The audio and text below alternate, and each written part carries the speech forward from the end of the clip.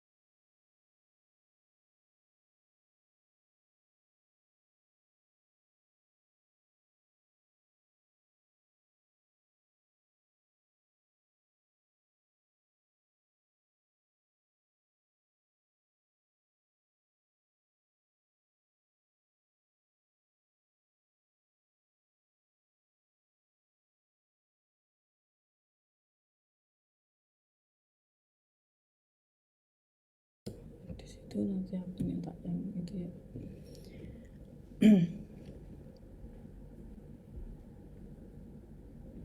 Oke, sudah 9 mahasiswa, kita mulai aja ya. Karena materinya banyak juga hari ini. Oke?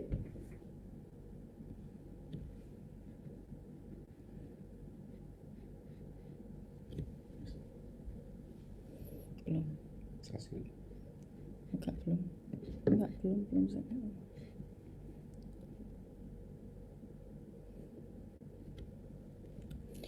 Hari ini kita akan belajar tentang pengendalian mutu dan keamanan pangan. Suara jelas ya? Jelas, Bu. Jelas. Oke ya, lanjut. Saya nanti kebagian 4 kali pertemuan. Pertemuan pertama yaitu tentang halal ya. Hari ini kita bicara tentang standarisasi halal. Kemudian pertemuan yang kedua minggu depan kita berbicara tentang HACCP, yaitu suatu sistem pengendalian mutu pada produk pangan yang sudah sangat umum dilakukan di industri pangan. Kemudian pertemuan ketiga kita akan berbicara tentang contoh aplikasi sistem pengendalian mutu HACCP di beberapa industri pangan, dari mulai industri yang sederhana sampai dengan industri yang rumit. Yang dimaksud dengan industri yang sederhana itu yang punya laju atau proses pengolahan pangannya lebih pendek gitu ya, sampai dengan yang rumit. Rumit itu bisa dikatakan proses produksinya rumit dan juga punya bahan yang jenisnya banyak sekali ingredientnya. Itu kemudian pertemuan yang keempat kita akan belajar tentang proses berwirausaha di industri pangan dari skala kecil sampai dengan besar. Jadi bagaimana sih kalau kita mau mempersiapkan diri punya usaha kecil di bidang makanan, apa saja sih yang perlu kita siapkan gitu ya. Untuk kali ini kita akan berbicara tentang halal. Saya share screen dulu ya.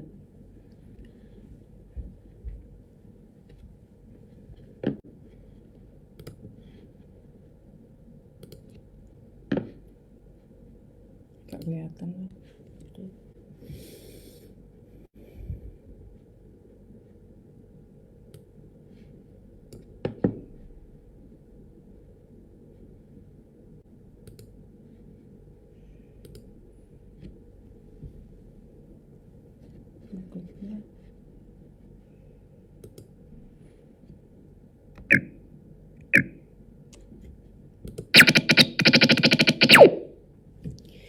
Oke, bagian pertama yang harus kita ajarkan adalah kriteria makanan dan minuman halal. Jadi mahasiswa harus tahu apa sih kriteria makanan dan minuman yang halal itu gitu ya. Kenapa kok halal itu kita ajarkan di mata kuliah pengendalian mutu pangan? Karena sertifikasi halal adalah sertifikasi yang wajib diurus jika kita punya industri makanan. Seperti kita ketahui bahwa mayoritas penduduk di Indonesia adalah Muslim, sehingga sertifikat halal itu menjadi sesuatu kewajiban yang harus dicantumkan di dalam kemasan makanan, di dalam suatu produk pangan ya. Mau tidak mau harus kita lakukan itu, tetapi itu bukan sesuatu yang menyulitkan, itu sudah suatu ketentuan dan prosedurnya juga mudah ya, relatif mudah. Jadi suatu standar yang tidak menyulitkan oleh para pengusaha di bidang pangan. Kemudian mengapa juga harus halal itu dicantumkan? Karena pada audit halal itu juga ditemukan hampir sama dengan audit GMP yang dilakukan oleh Badan POM ya.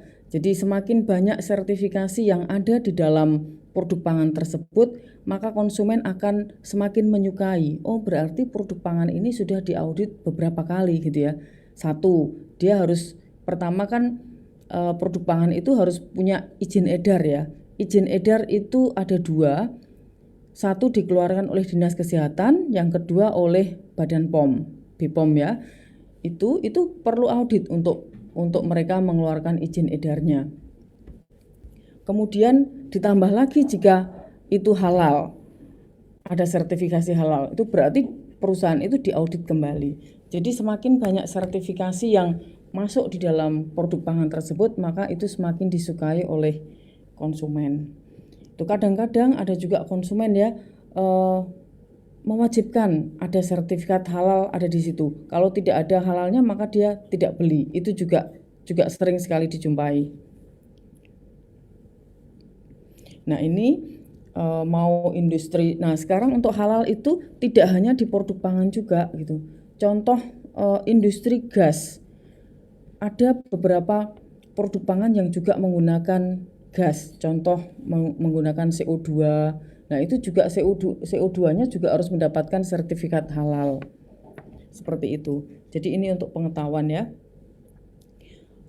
Seperti diketahui juga bahwa halal itu adalah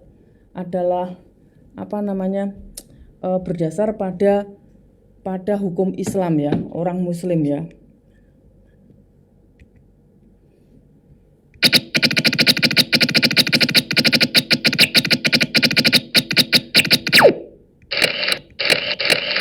Nah, halal adalah sertifikasi untuk produk pangan yang didasarkan pada hukum agama Islam.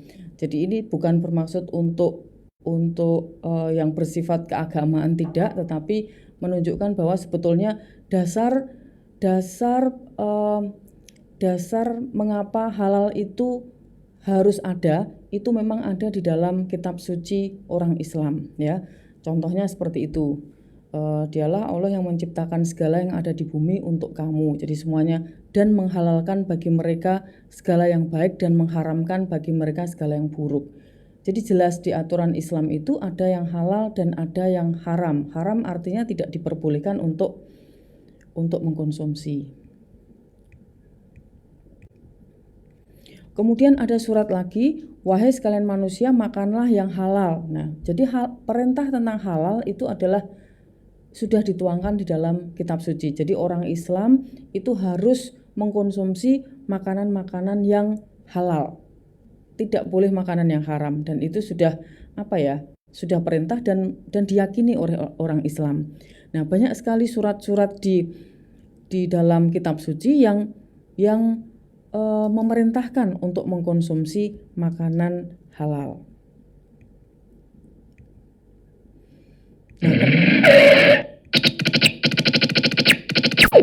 Nah, mengapa makanan itu menjadi sesuatu yang sangat krusial di dalam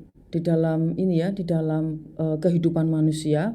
diyakini bahwa makanan itu sangat berpengaruh kepada tumbuh kembang fisik dan kecerdasan otak manusia, ya. Jadi pada saat manusia dilahirkan sampai dengan tua itu tumbuh kembang fisiknya itu sangat-sangat tergantung pada makanan di samping genetis. Genetisnya baik, tetapi jika makanannya buruk maka dia tidak bisa mencapai genetis yang baik tersebut. Contoh, apabila suatu anak mempunyai genetis tinggi badan 180, gennya seperti itu, tetapi nutrisinya tidak bagus, dia tidak akan bisa mencapai tinggi 180. Demikian juga dengan kecerdasan otak. Pertumbuhan sel-sel otak sangat dipengaruhi oleh regenerasi sel dalam otak yang juga butuh sekali nutrisi atau makanan. Kemudian yang kedua adalah makanan sangat berkorelasi pada sifat dan perilaku manusia. Ini juga diyakini. Jika kita makan makanan yang vegetarian contoh, itu lebih dekat dengan sifat yang tidak keras dibanding jika banyak mengkonsumsi makanan hewani, seperti itu ya. Kemudian yang ketiga adalah perkembangan janin anak, itu juga kaitannya sama pertumbuhan kembang fisik dan kecerdasan otak ya. Itu juga makanan. Kemudian ada lagi kaitannya sama diterima atau ditolaknya doa. Nah, ini berkaitan sama surat, salah satu surat di Al-Quran, di kitab suci Islam, bahwa seperti itu, jika kau mengkonsumsi makanan-makanan yang halal, maka doa-doa yang kau panjatkan akan diterima oleh Sang Pencipta. Begitu. Kemudian sebaliknya juga, jika kau mengkonsumsi makanan yang haram, maka banyak ditolak doanya, gitu ya. Kemudian yang kelima yaitu pengaruh pada kehidupan dunia menuju akhirat. Nah, ini berkaitan sama agama juga ya, karena halal ini memang berasal dari kitab suci. Nah, kemudian megatrend untuk selanjutnya termasuk makanan. Anda boleh melihat perkembangan makanan zaman sekarang lain sekali zaman dahulu. Zaman dahulu lebih banyak didapati produk pangan yang minim olahan. Hanya pengeringan, hanya penggorengan, hanya perebusan semacam itu. Nah, sekarang muncul banyak sekali variasi makanan olahan yang sangat-sangat membutuhkan proses pengolahan yang bertahap, yang banyak, yang rumit, dan juga ingredient yang semakin banyak pula. Dulu orang cukup makan jagung mungkin direbus atau sekarang sudah olahan jagung banyak sekali, dan itu butuh ingredient yang banyak sekali karena sifat dari pangan olahan adalah pangan yang diolah oleh suatu proses pengolahan dan bisa disimpan dalam jangka waktu yang lama, contoh 2 tahun gitu ya, seperti itu. Jadi makanan ini melewati perkembangan yang luar biasa. Di samping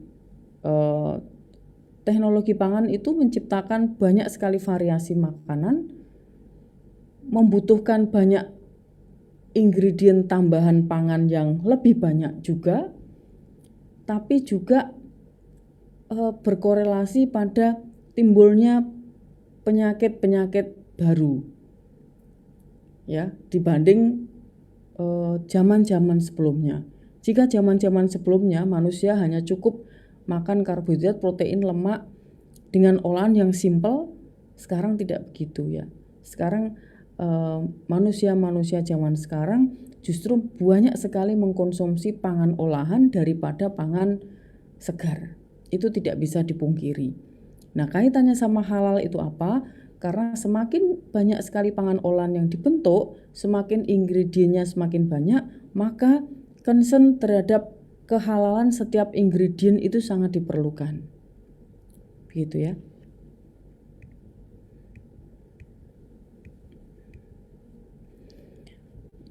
Nah, ini contoh-contoh hadis ya, yang di agama Islam itu diyakini bahwa tadi makanan itu mesti harus halal.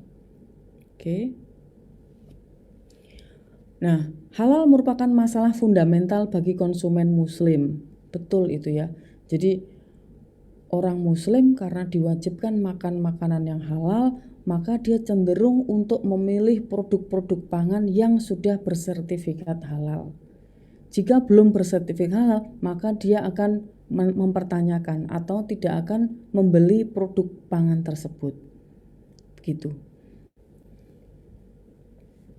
Nah, ditambah lagi makanan itu selain memenuhi gizi, tetapi di muslim itu juga ditambah lagi yang artinya thoyyib, yaitu baik ya, baik.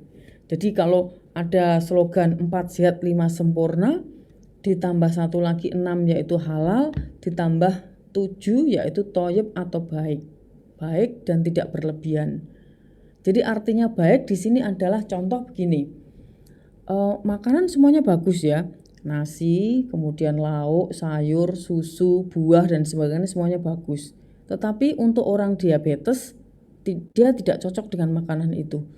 Dia harus membatasi karbohidrat, dia harus makan hanya buah makanan tertentu, dia harus menghindari protein hewani tertentu dan sebagainya. Jadi arti thoyyib itu sangat individual pada setiap manusia. Apakah manusia itu sehat walafiat tanpa keluhan apapun atau dia menderita penyakit tertentu. Jadi pada saat orang mengira bahwa itu bagus ya, contoh daging kambing itu punya nutrisi yang bagus untuk ini itu, tetapi bagi orang yang hipertensi itu tidak baik. Jadi diyakini 7 hal itu. 4 sehat 5 sempurna, halal dan thoyyib. Baik ya, baik untuk tubuh dan tidak berlebihan. Nah, itu yang harus ini dilakukan. Nah, sekarang kita melihat ya, bagaimana sih kriteria atau apa sih yang disebut sebagai makanan halal dan makanan haram itu. Jadi ada tiga sumber acuan ya. Yang pertama adalah dari Al-Quran, yang kedua adalah dari hadis itu perkataan Nabi, kemudian yang ketiga adalah yang sekiranya memang ada aturan tersendiri. Kita mulai pertama, ini yang pertama ya di slide ini, yaitu makanan-makanan yang dinyatakan haram menurut kitab suci Al-Quran. Yang pertama adalah bangkai. Bangkai ya. Bangkai artinya bangkai itu adalah hewan yang tidak disembelih, hewan yang mati tapi tidak disembelih. Ya. Contoh seumpama ayam. Ayam di suatu peternakan ayam, setiap hari pasti ada ayam yang mati. Saat ini kita memelihara ayam 20.000 ekor gitu. Satu hari di pagi hari pasti ada ayam yang bergelimpangan mati 100 ekor sama. Nah, itulah yang disebut dengan bangkai. Jadi itu tidak boleh dimakan. Bangkai ayam, bangkai apapun hewan itu kecuali ikan. Ikan boleh dimakan walaupun dia bangkai. Jadi semua bangkai tidak boleh dimakan kecuali ikan, gitu ya. Contoh seumpamanya ada kambing, kemudian masih bernafas tetapi sudah lumpuh dan sakit gitu ya. Sepanjang dia masih bernafas kemudian cepat-cepat disembelih, maka dia tidak menjadi bangkai. Tetapi apabila dia sudah lemes, berhenti nafas, grek, kemudian disembelih, nah itu sudah menjadi bangkai dan itu sudah tidak boleh dikonsumsi. Begitu, itu definisi dari bangkai ya. Bangkai adalah mati sebelum disembelih. Oke, itu tidak boleh dikonsumsi kecuali ikan ya. Kemudian yang kedua yaitu darah. Darah hewan tidak boleh dikonsumsi. Jadi darah hewan dalam hukum Islam itu harus dikubur atau dibuang di aliran air seperti di sungai atau di mana gitu ya. Itu darah. Kemudian babi jelas tidak boleh dikonsumsi oleh umat muslim gitu ya. Kemudian selanjutnya adalah sembelian atas nama selain Allah. Jadi di Islam itu menyembelih itu harus ada tata caranya. Tidak hanya dipotong urat lehernya, tapi ada tata caranya bahwa nyembelih atas nama Allah. Nah, itu baru halal. Jika tidak sembelian itu tidak atas nama Allah, maka jatuhnya adalah haram. Kemudian selanjutnya adalah sembelian untuk berhala. Tidak boleh, kadang-kadang ini ya ada nggak tahu ini ritual tertentu berhala. Nah, itu tidak boleh dimakan oleh orang Islam. Jatuhnya adalah haram. Nah, ini sumbernya pada surat Al-Baqarah ayat 173 dan Al-Maidah ayat 3. Jadi jelas yang ini tidak boleh. Kemudian selanjutnya adalah khomer. Khomer itu minuman keras. Itu jelas tidak boleh dikonsumsi oleh orang Islam. Ada di surat Al-Maidah ayat 90.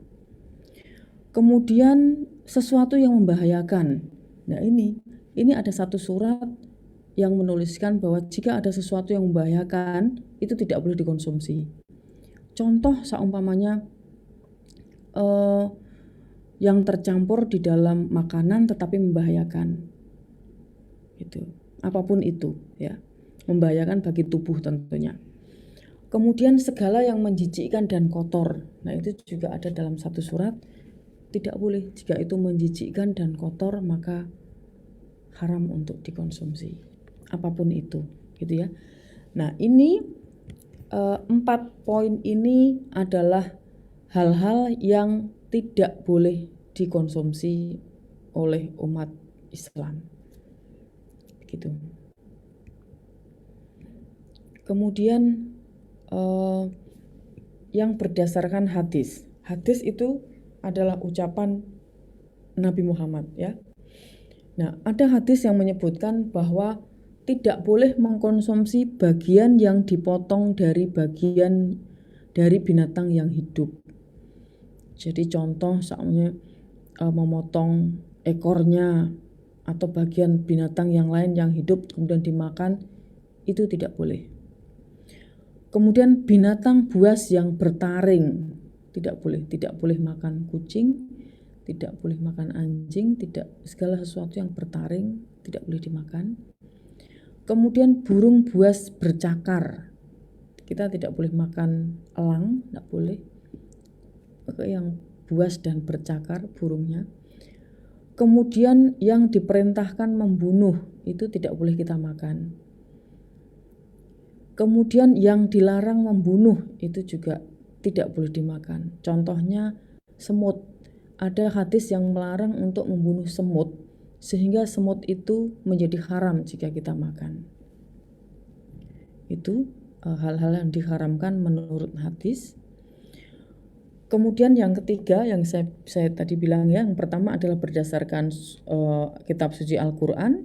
Ada beberapa tadi ya, ada bangkai, ada darah, ada babi, ada sesuatu yang menjijikkan dan kotor, kemudian khomer, nah itu tidak boleh dimakan. Kemudian menurut hadis, bagian yang dipotong dari binatang yang hidup, binatang buas bertaring, burung buas bercakar yang diperintahkan membunuh atau yang dilarang membunuh. Kemudian satu lagi adalah faktor eksternal, yang dua tadi internal ya, berdasarkan kitab suci dan juga hadis itu internal. Kemudian yang eksternal adalah hasil kejahatan. Apakah itu perampokan, pencurian, itu jatuhnya haram jika dikonsumsi. Kemudian konsumsi yang berlebihan. Kaitannya sama thayyib tadi ya. Tidak boleh berlebihan. Kemudian yang ketiga yaitu tercampur barang haram atau najis. Jadi jika barang itu halal tetapi tercampur oleh barang haram atau najis itu tidak suci ya, itu maka jatuhnya hukumnya adalah haram, itu tidak boleh dikonsumsi. Nah, itu kriteria makanan dan minuman haram menurut ajaran umat Islam. Nah, selain yang disebutkan di sini, itu berarti bisa dikonsumsi. Gitu. Jadi kriteria penentuan haram dan halal itu ada 3. Yang pertama berdasarkan kitab suci Al-Quran ini ya, bangkai darah babi sembelian atas nama selain Allah dan sembelian atas berhala. Kemudian homer adalah minuman keras, kemudian sesuatu yang membahayakan dan sesuatu yang menjijikkan dan kotor. Itu berdasarkan kitab suci Al-Quran. Kemudian berdasarkan hadis, bagian yang dipotong dari binatang hidup, binatang buas bertaring, bercakar buas, diperintahkan membunuh dan dilarang membunuh. Jangan satu lagi faktor eksternal, yaitu hasil kejahatan, konsumsi berlebihan, tercampur barang haram atau najis. Itu adalah kriteria makanan dan minuman yang haram. Nah, selain dari yang disebutkan ini, boleh dikonsumsi oleh umat muslim.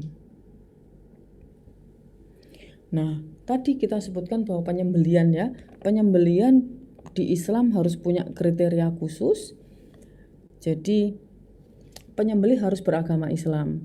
Jadi perusahaan yang seumpamanya punya rumah pemotongan hewan atau rumah pemotongan ayam, soalnya yang mempunyai itu ownernya itu non muslim, maka yang dia harus meng-hire orang Islam untuk bertugas menyembelih, bagian penyembelihan gitu ya. Penyembelih memahami dan menjalankan proses penyembelihan sesuai syariat Islam. Jadi ada tata caranya. Bila dengan pemingsanan, harus yakin dan dapat dibuktikan bahwa hewannya mati karena disembelih, bukan karena pingsan dulu. Pingsan kemudian mati, tidak. Tapi pingsan karena disembelih kemudian mati. Kemudian pisau yang digunakan harus tajam karena tidak boleh menyakiti ini ya. Ya udah langsung sekali ini sudah harus memotong urat lehernya. Setelah penyembelian, hewan harus mati sempurna dan darah keluar sempurna. Jadi makanya yang dipotong itu adalah urat leher, urat terbesar ya di leher, sehingga darah mengocor semua, keluar sempurna, semuanya harus keluar. Kemudian darah dan bangkai harus dimusnahkan atau dikubur. Ya, darah hasil dari penyembelian itu harus dimusnahkan atau dikubur atau langsung dibuang di aliran air yang cukup deras, yang agak deras gitu ya.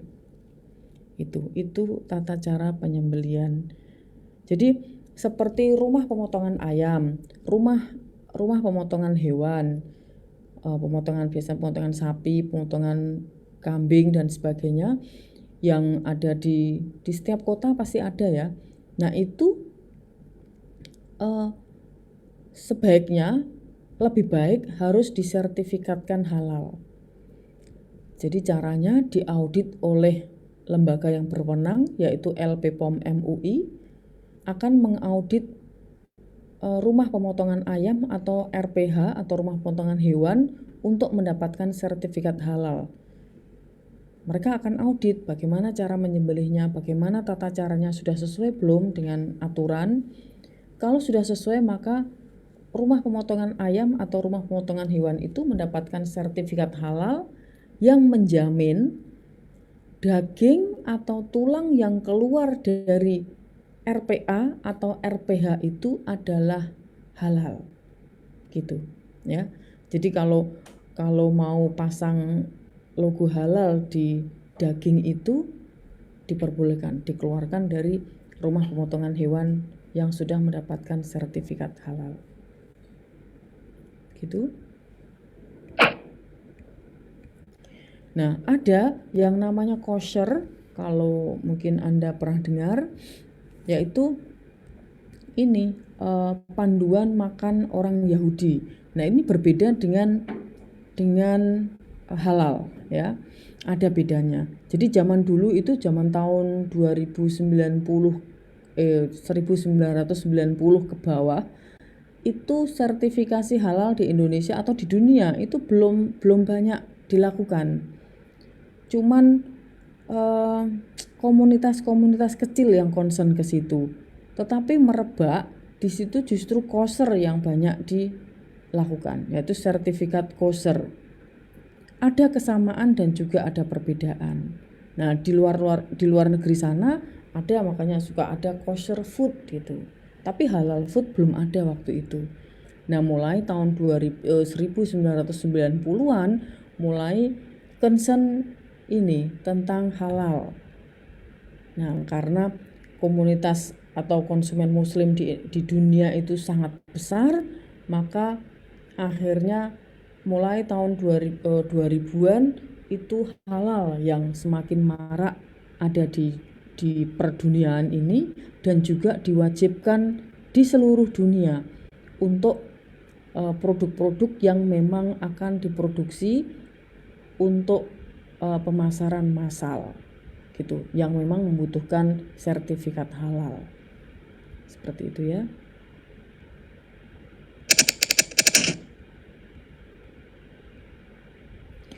Nah, contoh ini ya di Singapura ya. Singapura itu muslimnya hanya 14%. Komunitas Cina 77%, India 8% dan lainnya 1%. Tetapi Singapura itu sangat luar biasa. Dia negara kecil tetapi dia menjadi pusat regional untuk 2000 perusahaan multinasional yang melayani Asia Pasifik gitu ya. Asia malah ya. Itulah Singapura. Termasuk perusahaan pangan dan pemasok ingredient yang sangat handal. Jadi Singapura maju karena perdagangan, bukan karena industri ya, tapi dia perdagangan. Jadi dari bahan-bahan yang dari Eropa, dari Asia Utara, dari Amerika, dari Afrika untuk menuju ke Asia Tenggara itu kantornya selalu ada di Singapura gitu ya. Nah, karena dia adalah pusat perdagangan atau supplier ingredient-ingredient yang didatangkan dari seluruh dunia untuk Asia Tenggara, maka Singapura concern sekali dengan sertifikat halal, terutama untuk pangan, obat-obatan, dan kosmetika. Jadi mau tidak mau di Singapura itu pasti mengurus sertifikat halal produk-produk yang akan diedarkan di Asia Tenggara. Itu pasti itu. Jadi contoh produk yang didatangkan dari luar negeri dan lewat Singapura. Contoh flavoring agent atau perisa makanan. Jadi flavoring itu Anda kalau makan rasa-rasa, minum rasa-rasa, segala macam rasa, buah, rasa coklat, rasa macam-macam itu ya. Itu pabrikannya itu banyak yang ada di Eropa, Jepang, dan Amerika. Nah, ini untuk masuk ke pasar Asia Tenggara, ini di mana mayoritas konsumen adalah muslim, maka dibutuhkan pengurusan halal oleh negara Singapura di tempat asal dari ingredient itu dibuat.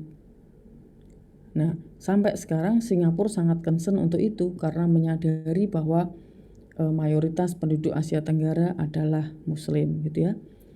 Makanan, banyak sekali ingredient pangan yang didatangkan dari Cina gitu ya. Contoh sederhana adalah ekstrak. Di Cina itu ekstrak buah segala macam itu ada. Dan termasuk Asia Tenggara ini pasar buat mereka. Kemudian obat-obatan, kosmetika, itu seperti itu ya. Karena halal itu adalah sesuatu yang masuk di dalam tubuh kita. Malah sekarang timbul halal pakaian, itu juga ada. Tapi itu ini ya, sekunder tersier. Tetapi yang wajib adalah pangan, obat-obatan, kemudian kosmetik gitu.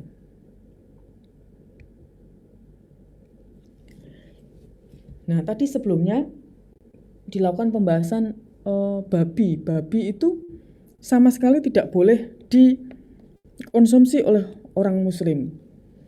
Nah, babi itu ternyata dapat dibuat produk turunan yang banyak sekali. Jadi setiap bagian dari tubuh babi itu bisa dimanfaatkan. Nah, contoh ya di sini ya. Babi termasuk salah satu hewan yang menghasilkan lemak yang banyak sekali, tebal sekali. Nah, coba kita lihat bagan di sini. Lemak babi bisa dipakai untuk pangsit, shortening, sosis, kosmetik, penyedap, flavor, margarin, mentega, ester-ester, asam lemak, dan sebagainya. Kosmetik, lipstick yang bagus itu dari lemak babi, ya. Nah, makanya produk-produk di sini itu jika diuruskan sertifikat halal, maka ingredientnya harus bebas dari lemak babi. Nah, dan itu ada tesnya. Karena lemak babi itu ada satu kunci tersendiri yang membedakan dengan lemak hewan lainnya. Itu ada tesnya bahwa ingredient ini bukan terbuat dari lemak babi. Kemudian daging babi bisa dibuat apapun. Jadi kalau seumpamanya salah satu perusahaan sosis taruhlah ya, punya sertifikat halal, maka dia tidak boleh memasukkan daging babi masuk ke situ. Dan itu juga harus dicek apakah dagingnya dari babi atau bukan. Itu ya, apalagi kalau olahan daging ini siapa yang tahu ya kan? Siapa yang tahu sosis itu tidak ada babinya dan sebagainya. Kemudian ham, roti dan segala macamnya. Kemudian kulit babi bisa dibikin gelatin gitu ya. Apa itu gelatin? Gelatin adalah ingredient pangan yang digunakan untuk banyak sekali produk. Untuk es krim, untuk produk susu, untuk produk roti dan macam-macam lainnya. Gitu. Kemudian kulit juga bisa dipakai untuk kerupuk rambak, cecek, gudeg, kolagen. Nah, itu kalau sudah menjadi produk seperti itu memungkinkan untuk mencampurkan kulit babi pada produk pangan. Nah, itu tugas perusahaan yang bersangkutan dan juga auditor halal untuk mengaudit apakah ada babi yang ada di situ. Pokoknya kalau sakmene produk-produk pangan yang terbuat dari hewani, auditor LPPOM MUI itu sangat-sangat hati-hati. Bisa nggak sih kemasukan lemak, daging, kulit, tulang dan sebagainya dari babi di situ gitu ya. Dan dia harus mengaudit betul perusahaan tersebut. Kemudian gelatin bisa untuk emulsi, susu, jelly, sirup, cangkang kapsul, permen dan lain sebagainya. Kemudian tulang babi bisa dipakai untuk karbon aktif, untuk sumber ion Ca dan P. Nah, ini juga sumber ion Ca dan P itu biasanya juga tulang-tulang ini sebagai sumber kalsium dan P ini masuk di industri pakan ternak ayam taruhlah, khusus ayam petelur. Ini menggunakan limbah tulang untuk konsumsi Ca dan P. Karena apa? Ayam petelur itu butuh itu karena setiap hari dia bertelur. Jika dia tidak cukup kalsium fosfatnya, maka telurnya akan cangkangnya akan tipis dan lemah. Nah, untuk itu pakan hewan perlu campuran kalsium dan fosfat yang biasanya diambil dari tulang-tulang hewan. Nah, ini apakah tercampur dengan tulang babi atau tidak? Nah, ini juga auditor MUI yang harus ini mengaudit. Kemudian bulu babi ini bisa dipakai untuk kuas dan juga sistein. Sistein adalah satu jenis protein yang ada di bulu babi, bulu hewan-hewan lainnya yang biasa digunakan untuk pembuatan flavoring daging-dagingan. Jadi sistein ini khusus ya untuk pembuatan flavoring contoh rasa barbecue. Nah, itu pasti flavoringnya terbuat dari sistein. Nah, tinggal sistein ini didapat dari mana gitu ya. Apakah dari babi ataukah dari sumber yang lainnya. Kemudian jeroan babi bisa enzim, paru, empedu, usus dan sebagainya. Nah, ini segitu banyaknya turunan dari produk babi ini, maka auditor MUI harus sangat jeli untuk memberikan sertifikat halal kepada suatu industri pangan yang berasal dari bahan bakunya adalah hewani. Gitu. Jadi itu tanggung jawab atau komitmen pada perusahaan tersebut dan juga kejelian dari auditor MUI pada saat mengaudit perusahaan tersebut. Nah, itu ya berkaitan dengan babi dan produk turunannya. Nah, contoh yang kita ini tadi gelatin ya. Tadi kalau kita lihat gelatin itu bisa diambil dari atau bisa diproduksi dari tulang dan kulit hewan. Nah, itu bisa dari babi, sapi, atau hewan lain. Jadi artinya ada gelatin yang halal, ada gelatin yang non halal gitu ya, jika terbuat dari babi gitu. Kemudian sistein terbuat dari rambut ya atau bulu, bisa dari bulu hewan sapi, bisa dari babi atau dari manusia. Kalau dari manusia jelas haram ya. Kemudian produksi keju perlu enzim untuk koagulasi susunya. Nah, enzim renat itu dapat berasal dari sapi atau babi. Nah, pada industri keju, enzimnya ini pasti ini kan beli dari luar tuh. Nah, ini harus beli enzim yang sudah mempunyai sertifikat halal. Sehingga proses sertifikasi halal untuk produk kejunya itu lebih mudah. Kemudian shortening bisa mengandung lemak dari babi. Nah, ini jadi ingredientnya tadi harus sudah punya sertifikat halal. Kemudian daging itu disembelih atau dipingsankan. Kemudian air minum dalam kemasan, prosesnya jika menggunakan karbon aktif, apakah berasal dari tulang babi atau tulang-tulang yang lainnya. Nah, ini produsen harus punya sertifikat halal untuk karbon aktifnya supaya air minum dalam kemasan yang diproduksinya mendapat label halal. Kemudian sosis. Nah, ini dagingnya, kemudian ingredient lainnya juga harus mendapatkan sertifikat halal.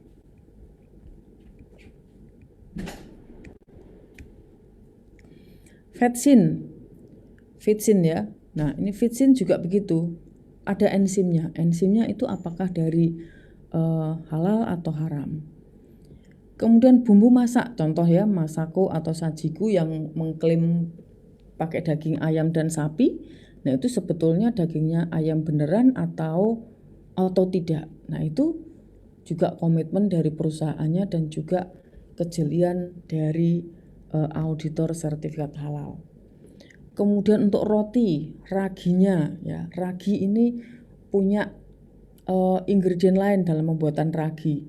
Nah, itu semua ingredientnya harus punya sertifikat halal. Gitu ya. Nah, ini anti gumpal. Ragi pasti mengandung anti gumpal supaya tidak menggumpal ya kalau dalam kemasan. Nah, itu menggunakan edible bone phosphat. Nah, ini bone-nya ini dari mana? Nah, itu harus juga mendapatkan sertifikat halal dan lain sebagainya.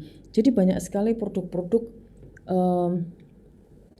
yang memang membutuhkan kejelian untuk melihat itu halal atau tidaknya. Contoh ini ya, beberapa bahan tambahan yang kritis kehalalannya. Contoh ini, kalium nitrat. Ini dapat dibuat dari limbah hewani dan sayuran. Nah, kalau sudah ngomong limbah hewani, ini auditor halal MUI harus cermat dari hewan apa. Kemudian ditelusuri kehalalannya. Kemudian asam tartrat, gliserol, asam lemak, edible bone phosphat, asam stearat, sistein, vinegar, seperti itu. Jika ada unsur-unsur asal bahan atau produksinya yang ragu-ragu, maka harus ditelusuri pabrikannya seperti apa, sudah mendapat sertifikat halal belum gitu ya. Nah, titik kritis pada industri bakery tentang halal haram ya. Contoh industri roti, bahan baku utamanya adalah tepung terigu ya, gula, air dan sebagainya. Bahan pembantunya yang dikasih ini ya, apostrof itu adalah yang di titik kritis untuk halal haramnya. Nah, kalau kita garam itu ini ya, halal ya. Kemudian raginya, kita harus beli ragi yang sudah bersertifikat halal. Kemudian emulsifier, kita harus juga sudah halal. Kalau yang sudah apostrof ini sudah halal semua, maka pastinya proses untuk bikin roti halal dan punya sertifikat halal akan mudah untuk terbit, dikeluarkan oleh LP POM MUI. Tapi kalau satu saja diragukan, maka sampai kapanpun LP POM MUI tidak bisa mengeluarkan sertifikat halal untuk roti tersebut. Demikian juga dengan biskuit, cake, gitu ya, dan lain-lain produknya. Nah, contoh produk yang menggunakan gelatin, karena gelatin itu terbuat dari tulang dan kulit hewan, maka gelatin pun harus ini bersertifikat halal. Contoh produk yang menggunakan gelatin adalah daging olahan. Contoh sosis, nugget, dan lain-lain ya. Itu fungsi gelatin di situ adalah meningkatkan konsistensi dan stabilitas produk. Jadi memang dimasukkan. Nah, gelatin yang dibuat harus sudah bersertifikat halal supaya daging olahan yang Anda produksi bisa mendapatkan label halal. Dan bakery yang sekarang ini banyak bakery yang lembut-lembut, gak seperti yang dulu ya. Dulu roti itu banyak yang agak-agak bantat gitu. Sekarang kita lihat roti sangat lembut dan sebagainya. Itu perlu bahan tambahan yang lebih juga, yang lain juga. Nah, ini juga krusial untuk kehalalannya, harus punya sertifikat halal. Kemudian minuman, fungsinya penjernih dan stabilizer gelatinnya ini. Kemudian produk farmasi, cangkang kapsul. Dulu cangkang kapsul sebelum halal itu diwajibkan bisa sembarang, bisa cangkang kapsul dari gelatin apa saja. Tapi setelah aware terhadap halal, maka gelatin yang diimpor, karena di sini belum ada pabrik gelatin, maka ini impor di daerah-daerah Muslim biasanya dari Bangladesh, dari Malaysia, seperti itu. Kemudian susu, olahan susu ya, es krim, yogurt dan sebagainya. Nah, fungsi gelatin di situ memperbaiki tekstur dan stabilizer. Kemudian kosmetik. Nah, kosmetik ini banyak sekali yang membutuhkan gelatin sebagai pelembut pada ini emulsi ya, mengemulsi juga pada penyegar, pembersih, sampo, cat kuku, lipstik dan lain sebagainya. Kemudian permen sebagai pengenyal atau kelembutan. Contoh permen Yupi itu pasti terbuat dari gelatin. Nah, apakah Yupi itu sudah bersertifikat halal? Nah, kita lihat. Kalau dia sudah ada sertifikat halalnya, berarti gelatinnya bisa dari gelatin sapi gitu ya. Tapi kalau Yupi itu belum ada sertifikat halalnya, maka saya yakin orang Muslim nggak akan beli permen Yupi.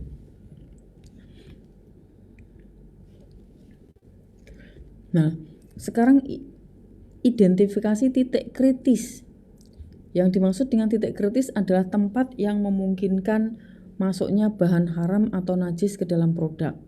Yang pertama bisa dari bahan baku, kemudian dari proses produksinya, dari penyimpanan dan pengangkutannya. Itu. Jadi dari situ bahan baku banyak, ingredientnya bisa ya ini ya, bisa 5 sampai puluhan. Proses produksinya. Kemudian penyimpanannya, apakah kalau kotor kalau kotor sekali, atau makanya di pabrik-pabrik makanan itu tidak boleh ada hewan masuk gitu ya. Kemudian pengangkutannya seperti apa gitu. Nanti akan dijelaskan pada sesi berikutnya di sistem jaminan halal.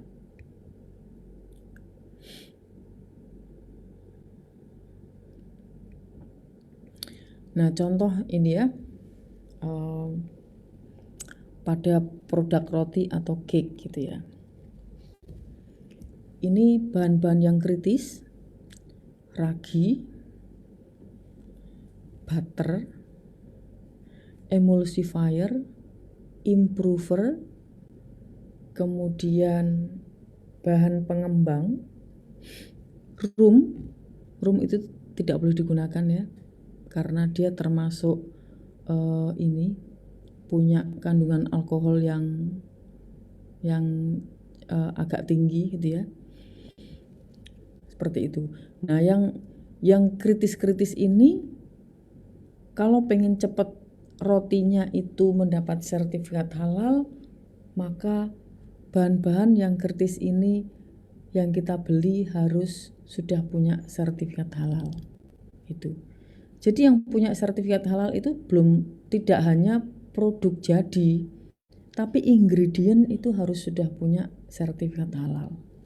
Ingredient. Contoh, misalnya Anda memproduksi tepung pisang gitu ya. Tepung pisang yang akan Anda jual ke pabrik makanan bayi gitu ya.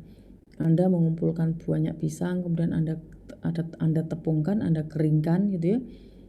Nah, itu harus Anda urus sertifikat halalnya.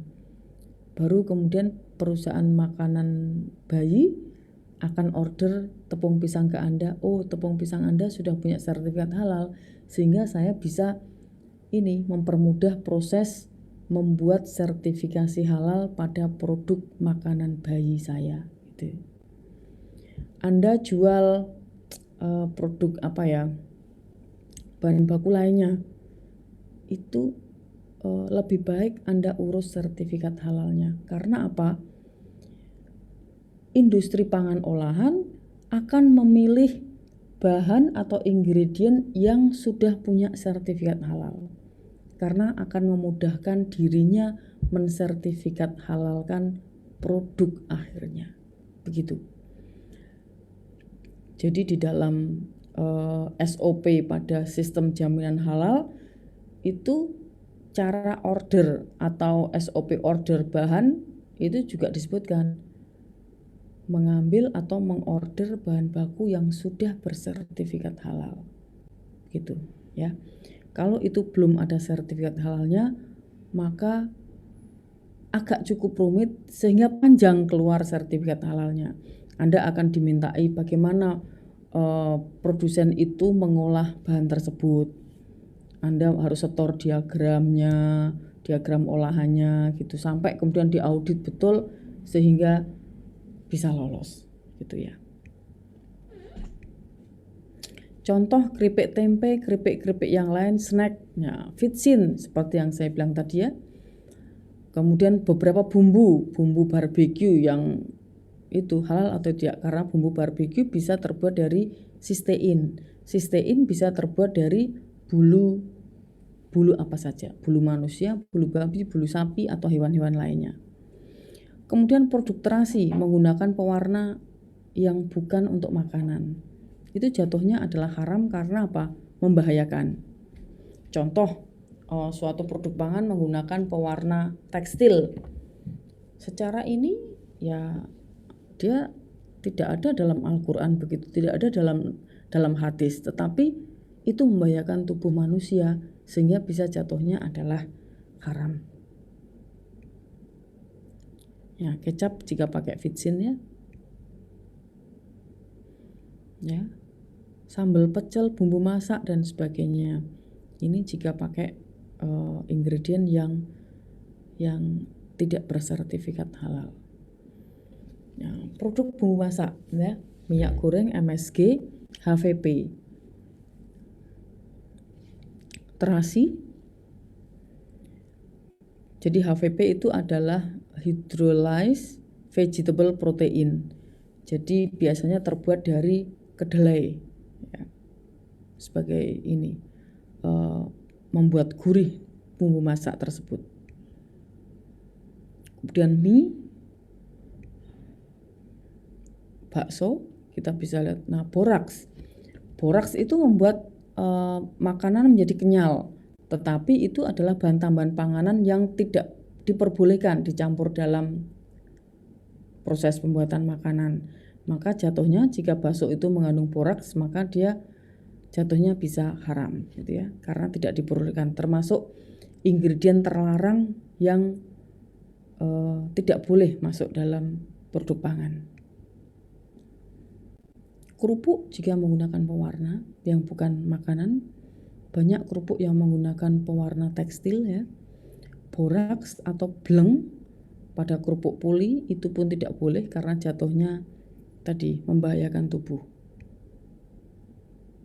Nah, kerupuk rambak apakah terbuat dari kulit babi atau kulit sapi? Hewan tersebut disembelih atau tidak? Nah, itu menentukan keluar tidaknya sertifikat halal. Jika jelas maka akan keluar sertifikat halalnya. Tetapi kalau banyak pertanyaan dan abu-abu, sampai kapanpun nggak akan keluar sertifikat halalnya. Gitu. Ini tentang hal-hal tentang kriteria makanan dan minuman halal. Sampai di sini apakah ada pertanyaan?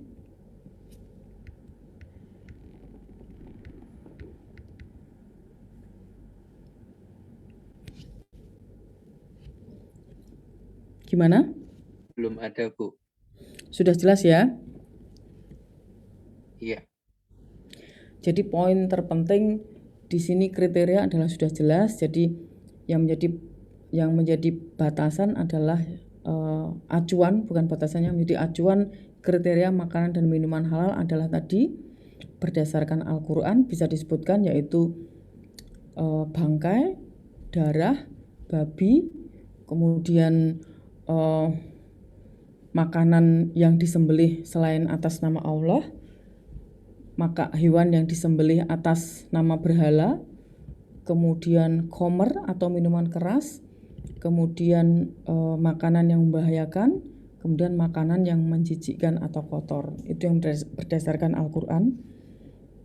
Kemudian yang berdasarkan hadis adalah tidak boleh memakan binatang buas, burung buas bercakar, kemudian binatang bertaring, kemudian yang dilarang membunuh, tidak boleh dimakan. Kemudian faktor eksternal yang lain adalah hasil dari kejahatan, gitu ya. Itu kemudian banyak produk turunan babi yang babi itu seluruh tubuhnya bisa digunakan untuk apa saja. Nah, produk turunan babi yang digunakan untuk pangan, kosmetik, dan obat-obatan tadi sudah dijelaskan segitu banyaknya, dan itu yang akhirnya harus jeli apakah produk hewani tersebut betul-betul bisa mendapatkan sertifikat halal atau tidak. Begitu inti dari ini ya. Jadi Anda semua sudah tahu kriteria untuk makanan dan minuman yang halal. Untuk selanjutnya saya share screen tentang sistem jaminan halal. Enggak, jangan kelihatan.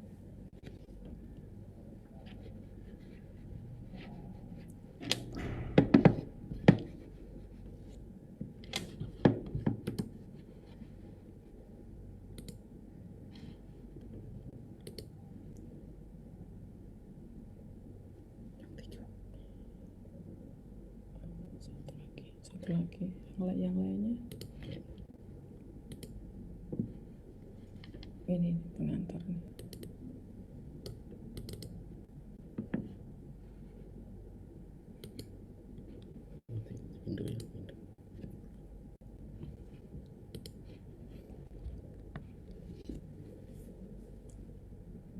Tahu nanti itu 3 slide loh. Tahu aku. Oh itu ya.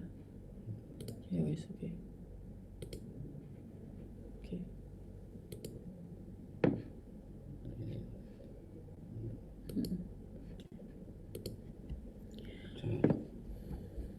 Oke, sekarang adalah sistem jaminan halal ya.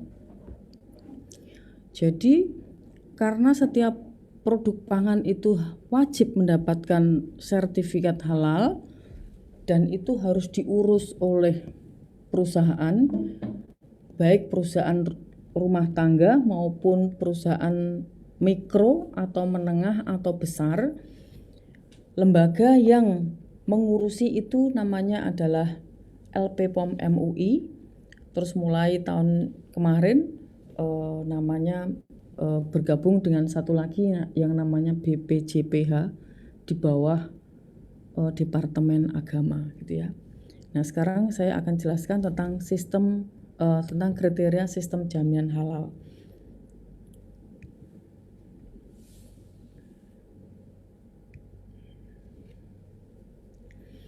Jadi tujuan daripada sistem jaminan halal ini adalah mengatur bahan, proses produksi, produk, sumber daya manusia, dan prosedur dalam rangka menjaga kesinambungan proses produksi halal. Jadi sertifikat halal itu umurnya 2 tahun. Nah, setelah habis, sebelum habis ya, 6 bulan sebelum habis, maka perusahaan harus melakukan perpanjangan proses perpanjangan sertifikat halal. Kemudian diproses, kadang-kadang bisa 3 bulan sudah keluar, kadang ya 6 bulan gitu ya. Jadi pas pada saat 2 tahun selesai maka dia akan ada perpanjangan sertifikat halal.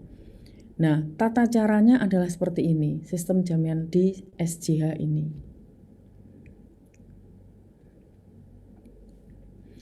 Jadi LPPOM MUI sudah menetapkan satu manual yang harus dipenuhi oleh perusahaan. Meskipun itu perusahaan kecil maupun sampai besar. Biasanya perusahaan kecil itu berupa industri rumah tangga. Contoh seumpamanya Anda bikin keripik, Anda bikin roti, Anda bikin minuman serbuk, Anda bikin madu botolan dengan omset taruhlah kalau mikro itu kan omset setahun itu di bawah 4,8 miliar. Jadi bulanannya berapa tuh? 400 juta ya. Bagi 12, 400. Nah, kalau di bawah 4,8 miliar itu masuk ke industri mikro. Kalau industri rumah tangga lebih kecil lagi. Omset Anda 50 juta, 100 juta, 200 juta, nah itu bisa pakai industri rumah tangga. Nah, biasanya industri rumah tangga itu panduan SJH-nya itu manual ya. Jadi form-formnya itu manual, kertas-kertasan. Tapi kalau sudah industri mikro sampai dengan besar, maka pengurusannya bisa bersifat harus online, harus lewat sistem serol namanya. Itu sistem yang sudah yang sudah terintegrasi di LPPOM MUI. Karena biasanya perusahaan industri rumah tangga itu banyak sekali perusahaan kecil yang istilahnya gaptek ya. Jadi LPPOM MUI tetap menerima yang manual tadi, yang lembaran-lembaran kertas dan sebagainya itu. Gitu ya. Nah, audit itu bisa on-site, bisa on-desk. Artinya on-site itu auditor MUI datang ke perusahaan industri itu. Kalau on-desk itu di meja. Nah, biasanya audit pertama dilakukan harus on-site. Jadi auditor MUI akan datang ke lokasi perusahaan tersebut, akan melihat gudang, melihat proses produksi, melihat bagaimana pengangkutannya dan sebagainya. Kemudian meneliti semua ingredient yang ada di situ gitu. Nah, jika perusahaan itu sudah mempunyai sertifikat halal, kemudian perpanjangan lagi dan bagus, maka selanjutnya auditor bisa mengaudit secara on desk saja. Tapi itu butuh kepercayaan, butuh sekian periode perusahaan itu bisa membuat auditor itu percaya bahwa perusahaan ini komitmen dengan kehalalannya. Biasanya di pabrik itu ada spanduk ya, ada tulisan bahwa perusahaan ini berkomitmen menerapkan manajemen halal bla bla bla bla dan sebagainya untuk menunjang mutu produk yang untuk membuat produk bermutu halal dan sebagainya. Nah, itu butuh komitmen tersendiri dan perusahaan punya tim untuk mengurus tentang segala sesuatunya untuk halal ini. Jadi dia membentuk tim satu bagian purchasing. Bagaimana caranya mengorder ingredient yang sudah punya sertifikat halal. Contoh ya, saya kan punya perusahaan lah ya. Contoh saya butuh bahan baku dextrose namanya. Dextrose itu mayoritas produksi Cina. Banyak pabrik di Cina yang memproduksi dextrose. Itu. Terusnya itu pastikan ini ya. Pertama yang kita lihat mutunya, kita bikin speknya, spek produk segini. Kemudian kita lihat harganya. Dan otomatis kita lihat bahwa dextrosa itu punya sertifikat halal belum sih gitu. Kalau punya semua, cocokkan lagi mana lembaga di Cina sana yang sertifikat halalnya lebih diakui oleh MUI. Nah, kalau sudah ya udah berarti kita tentukan itu yang akan kita beli. Seperti itu.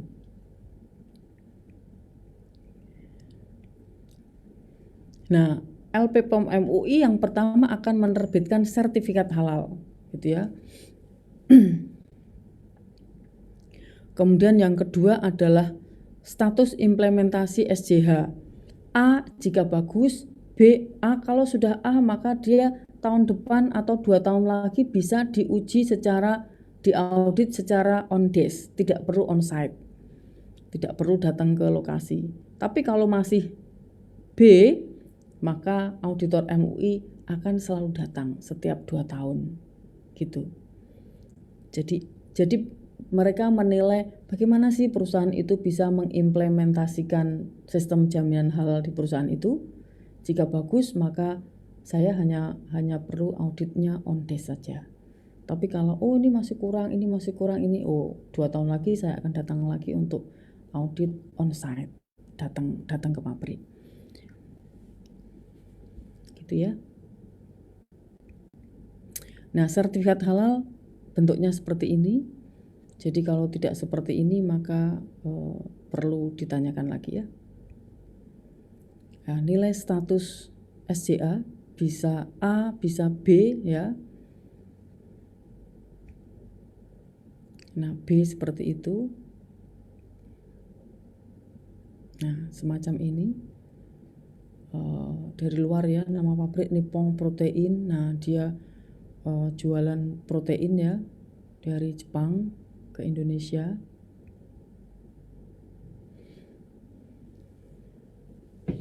Nah, ini hanya bersifat keterangan-keterangan yang ada dalam sertifikat.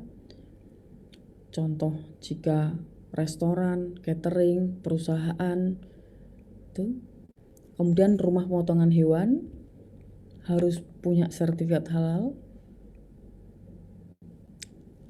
Kemudian industri pengolahan ini juga bisa disertifikat halalkan. Restoran, catering, dapur, RPH, dan ada rewardnya. Jika perusahaan itu manajemen SJH-nya bagus, maka bisa dikasih reward oleh LPPOM MUI ya. Nah, seperti ini. Contoh, jika statusnya A, maka pada saat pengembangan produk dia auditnya on desk, perpanjangan on site. Tapi kalau B maka selalu on site. Kalau dia sudah punya sertifikat SJH untuk proses produksi, maka selalu on desk dan on desk gitu ya. Jadi semakin implementasinya semakin baik, maka auditor tidak perlu datang ke lokasi, dia sudah mempercayai. Tapi itu perusahaannya harus komitmen betul menjalankan SJH, sistem jaminan halal. Ya, ini yang sifatnya adalah administratif ya. Kita skip dulu sampai ke 11 kriteria. Nah, ini dia. Ini yang wajib dipenuhi oleh industri makanan supaya mendapatkan sertifikat halal dengan lebih mudah.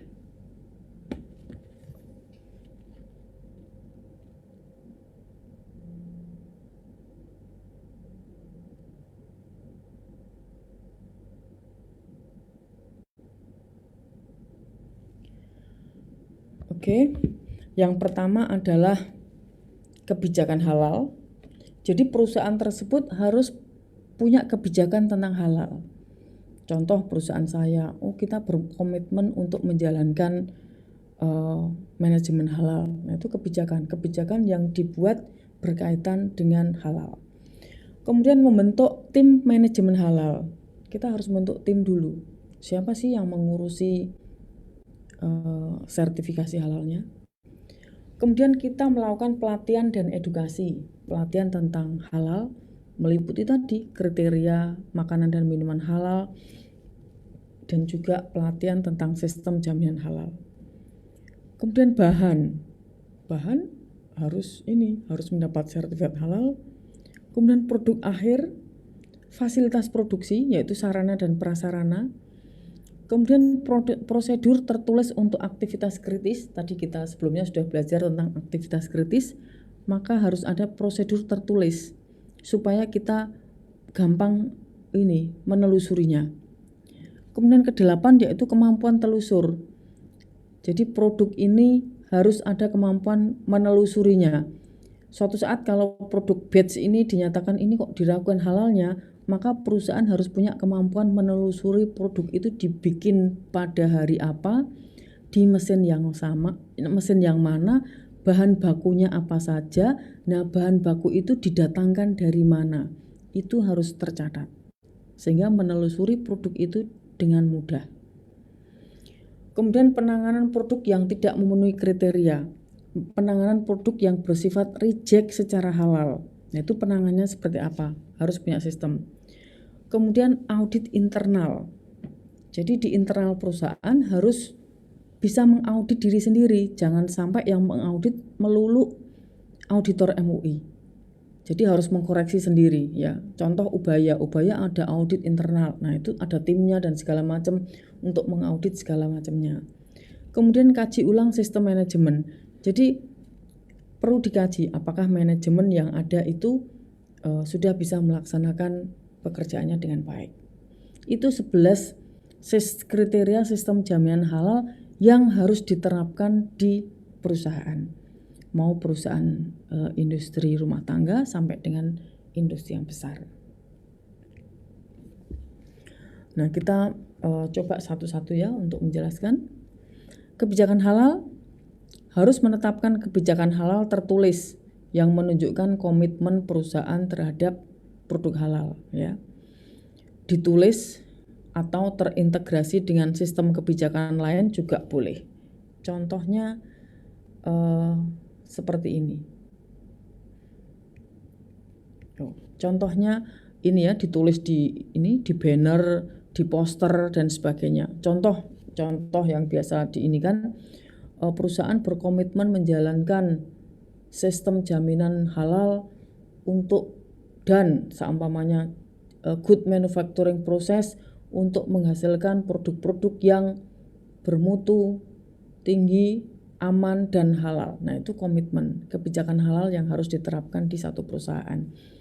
Dipasang di poster, ditempel di depan pabrik atau apa, sehingga orang perusahaan ini menetapkan kebijakan halalnya gitu. Yang kedua adalah membentuk tim manajemen halal. Sekelompok orang yang ditunjuk oleh manajemen yang bertanggung jawab atas perencanaan, implementasi, evaluasi dan perbaikan berkelanjutan sistem halal. gitu.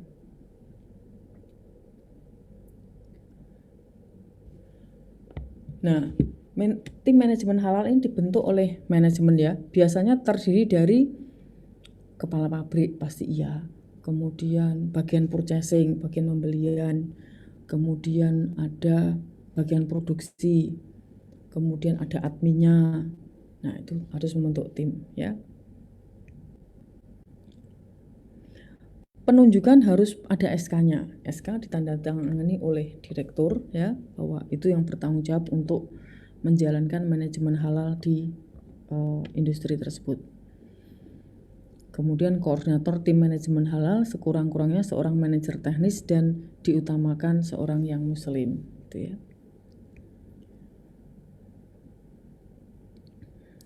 Nah, ini ya terdiri dari ini semua. Nah, kemudian yang ketiga, melakukan pelatihan dan edukasi. Jadi seluruh tim di pabrik itu harus ada pelatihannya dan juga edukasinya, terutama dalam hal yang berkaitan sama aktivitas kritis, berkaitan sama halal. Prosedur pelaksanaan pelatihan seperti ini terjadwal, kemudian dilakukan bisa setahun sekali dan didokumentasikan ya.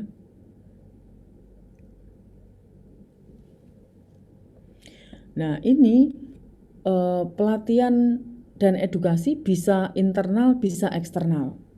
Eksternal berarti mengundang auditor MUI untuk melakukan pelatihan di perusahaan tersebut.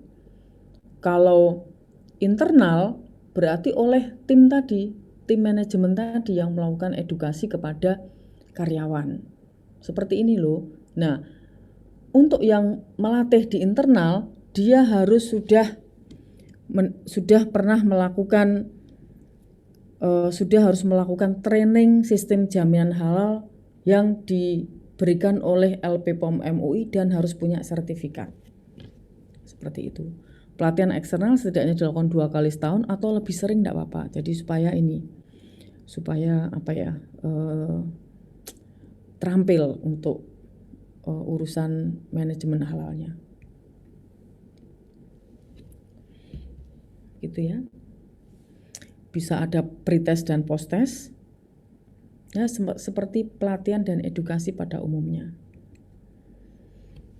Oke.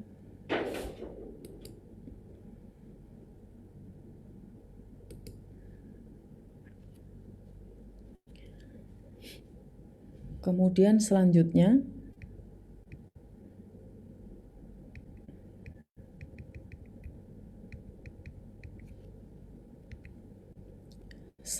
adalah bahan. Yang keempat ya, adalah bahan. Penting sekali ada pemilihan bahan baku supaya sistem sertifikasi halalnya itu bisa cepat ya. Contoh, kadang-kadang satu pabrik, satu industri bahannya bisa puluhan sampai ratusan. Nah, bagaimana bagian purchasing yang juga termasuk tim manajemen halal tadi memastikan bahwa ingredient yang dipesan itu harus punya sertifikat halal.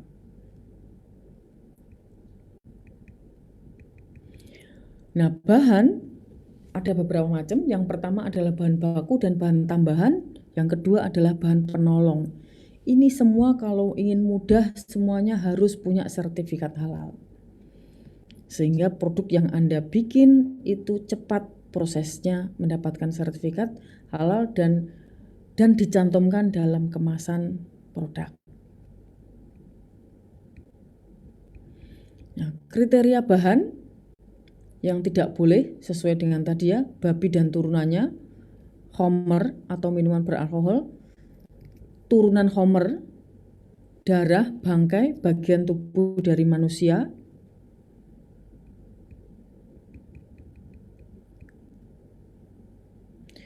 bahan tidak dihasilkan dari fasilitas produksi yang juga digunakan untuk membuat produk yang menggunakan babi atau turunannya. Jadi bahan, jadi fasilitas produksi itu tidak bisa dicampur ya. Hari ini bikin yang halal, besok bikin yang haram, itu tidak boleh. Jadi tidak boleh tercampur. Kemudian bahan tidak bercampur dengan bahan haram atau najis. Jadi artinya pada saat bahan-bahan itu disimpan tidak bercampur dengan bahan-bahan haram yang sudah disebutkan di atas. Jadi sudah harus dipisah jika perusahaan itu memproduksi yang satu sertifikat halal, yang satu tidak pakai sertifikat halal gitu ya. Taruhlah gini, salah satu perusahaan sosis gitu ya, dia bikin sosis ayam yang harus bersertifikat halal dan dia mau bikin sosis babi, maka sarana produksinya dia harus 2. Sarana produksi itu meliputi mulai dari gudang sampai dengan gudang bahan baku, sampai dengan gudang produk jadi, sampai dengan pengangkutan. Jadi tidak bisa dicampur aduk. Seperti itu.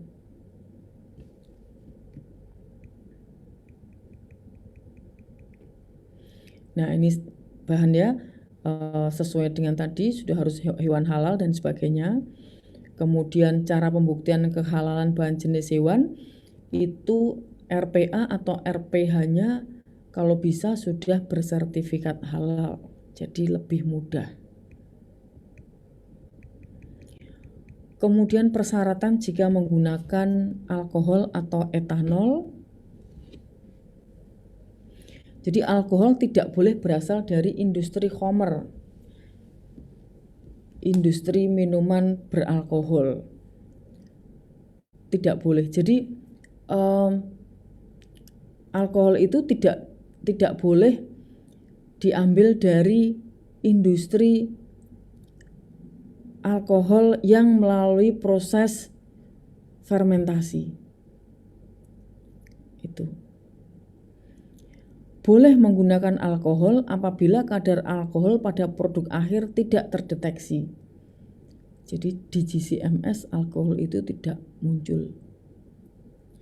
Kadar alkohol pada produk intermediate, produk yang tidak dikonsumsi langsung, tidak lebih dari 1%. Kemudian flavor dengan etanol lebih dari 1% dapat digunakan pada produk akhir jika tidak mengandung bahan haram dan diproduksi di prosedur yang sudah memiliki sertifikat halal. Jadi Anda mungkin ini ya, orang teknik kimia, alkohol bisa dibikin dari proses fermentasi atau proses yang lainnya, begitu ya. Yang tidak diperbolehkan itu yang pakai lewat proses fermentasi. Dulu ada minuman Greensen yang kadar alkoholnya 5%. Nah sekarang kayaknya diturunkan, free alkohol kayaknya, malah non alkohol. Karena ya harus halal ya.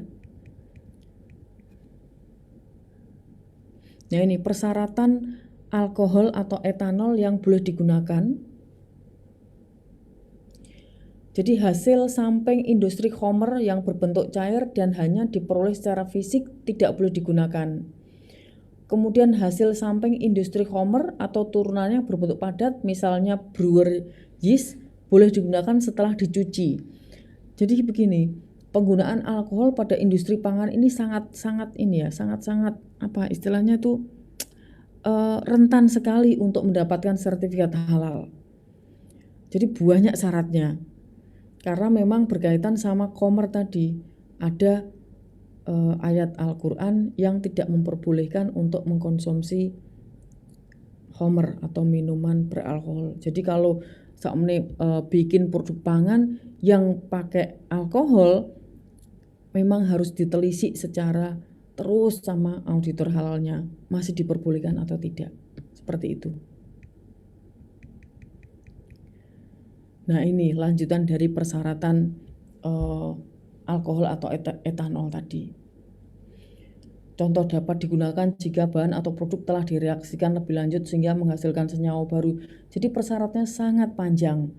Nah ini tidak mudah untuk urusan yang khamr, berkaitan sama khamr.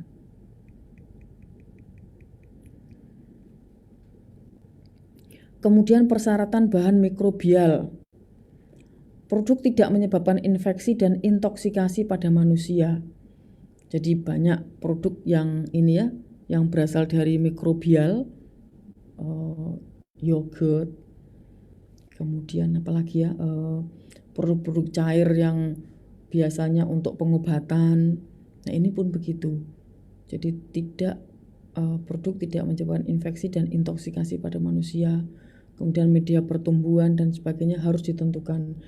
Media pertumbuhannya ini harus halal juga.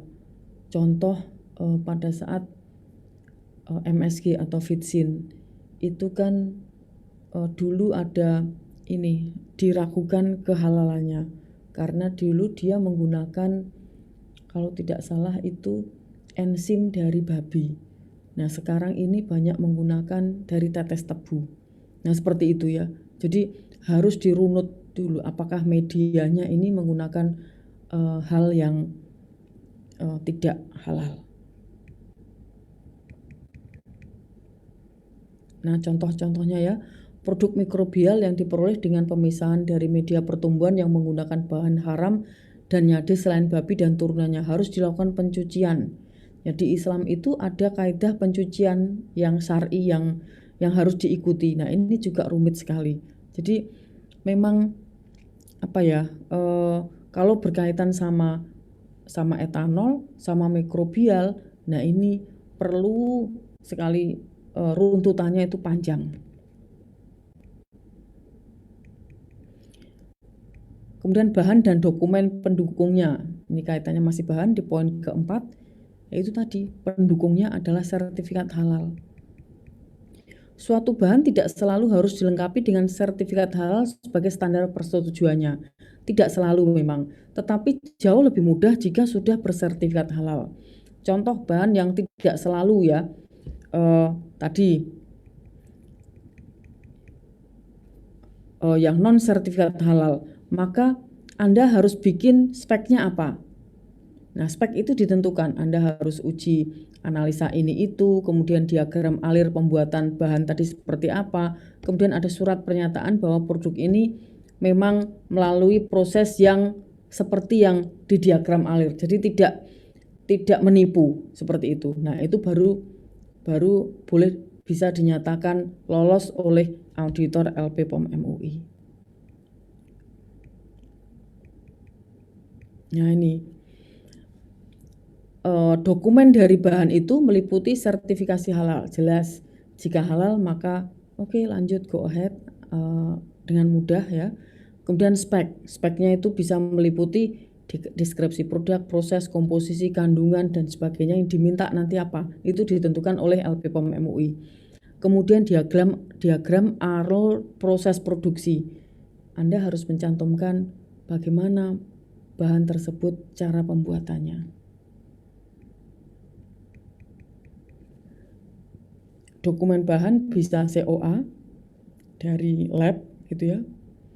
Kemudian pernyataan fasilitas bebas kandungan babi, pernyataan ya. Kemudian dokumen pendukung keterkaitan bahan yang digunakan pada produk. Kemudian kuesioner, macam-macam ini dokumen yang harus dilampirkan jika ingredient tersebut tidak punya sertifikat halal. Gitu. Jadi boleh menyertakan ingredient yang tidak punya sertifikat halal, tetapi harus dipenuhi dokumen-dokumennya. Nah itu saya pikir kalau jadi pengusaha agak-agak menyulitkan, mending beli ingredient yang sudah punya sertifikat halal, gitu ya.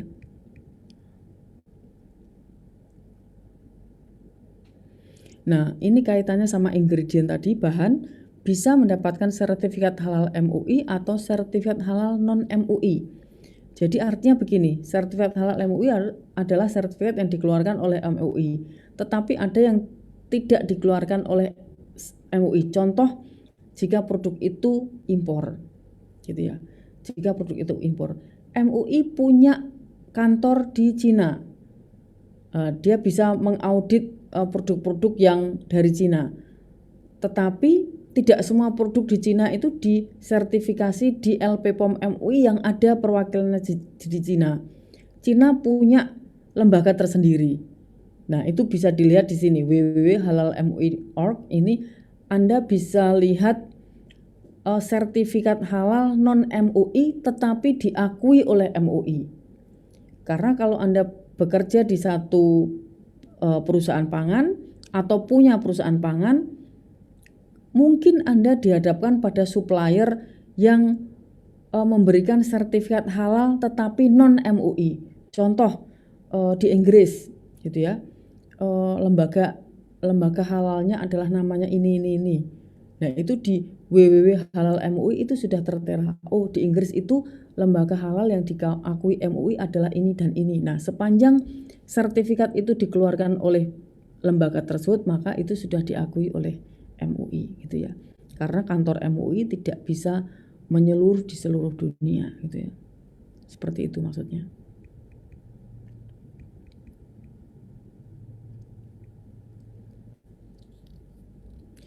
Sertifikat halal sebagai dokumen pendukung sertifikasi halal. Sistem halal sebagai dokumen pendukung sertifikat halal. Jadi kalau punya sistem halal maka mendukunglah untuk pembuatan sertifikasi halal, terutama di sini ya, slaughtering, penyembelihan, food processing, flavor dan sebagainya.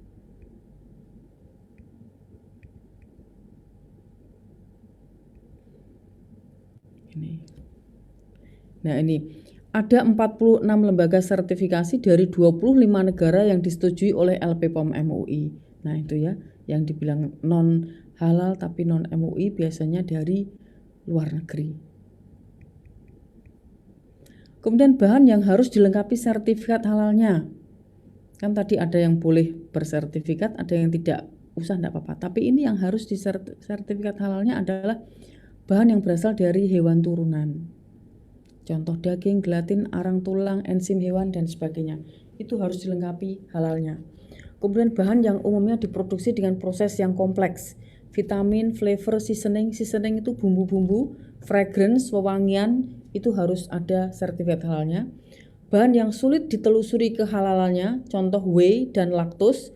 Whey itu adalah produk olahan susu, laktosa adalah susu. Nah itu harus punya sertifikat halal. Kemudian bahan yang prosesnya menggunakan bahan dari hewan, kasein contohnya yang dihidrolisa oleh pankreatik enzim. Nah, semua bahan ini harus punya sertifikat halal. Kalau Anda menggunakan bahan-bahan di sini dan tidak punya sertifikat halal, maka akan sulit sekali mendapatkan sertifikat halal produk Anda. Karena LPPOM MUI auditornya harus menelusuri sampai ini pabrik ingredientnya dan itu butuh waktu yang lama. Nah, seperti ini ya sertifikatnya. Oke. Saya skip dulu yang ini. Intinya seperti itu ya. Pengkapalan tapi itu teknis ya. Nah, kategori bahan. Ada namanya bahan positive list. Jadi tidak memerlukan dokumen apapun. Itu langsung diupload di sistem online-nya LPPOM MUI namanya Serol, itu sudah menjadi barang yang halal. Kemudian bahan non positive list, bahan yang harus dilengkapi dengan dokumen. Dokumen yang diperlukan dapat berupa sertifikat halal atau non sertifikat halal. Jadi positive list itu contoh garam. Garam itu enggak usah pakai sertifikat halal. Semua garam pasti halal, begitu contohnya. Ya. Ini saya skip dulu.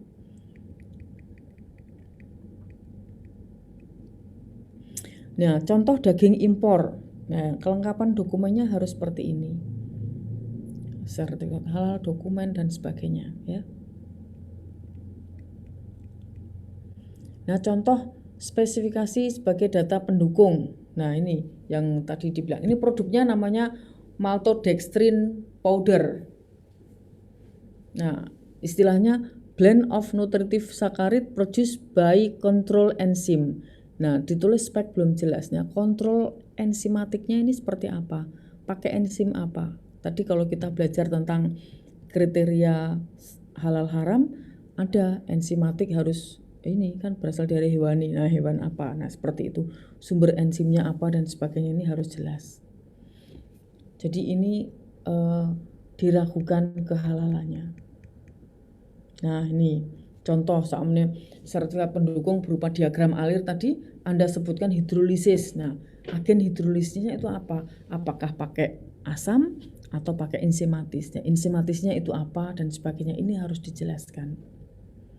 Maka disebut sebagai ini, kalau seperti ini belum jelas gitu ya. Nah ini kalau mikrobial yang tadi saya bilang rumit, ya ini tadi untuk penggunaan medianya tuh apa, sumbernya dan sebagainya, itu harus dilengkapi dokumennya. Terus cara purifikasinya seperti apa gitu ya. Nah contoh ini ya, ini juga gitu.